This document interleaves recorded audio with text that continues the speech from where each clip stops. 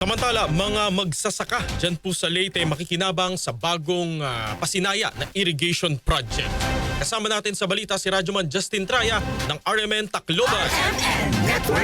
Pinangunahan ni Pangulong Ferdinand Marcos Jr. ang pamamahagi ng pondo sa mga barangay sa Eastern Visayas at ang inaugurasyon ng isang irrigation project sa probinsya ng Leyte. Sa Tacloban City, makakatanggap ang bawat barangay sa rehiyon ng tig 200,000 pesos mula sa Local Government Support Fund. Ayon sa kanya, bahagi ng pondo ang ilalaan bilang financial assistance sa mga barangay scholars kung saan 5 estudyante sa bawat barangay ang bibigyan ng tig 20,000 pesos para sa kanilang pag-aaral sa kolehiyo. Ang natitirang halaga ay gagamitin ng mga barangay para sa kanilang mga prioridad na proyekto. Maliban dito, namahagi din siya ng bigas sa ilang mga residente sa Tacloban City. Samantala, sa bayan ng Villaba sa probinsya ng Leyte, pinangunahan ni Marcos ang inaugurasyon ng Hibulangan Small Reservoir Irrigation Project sa Barangay Hibulangan.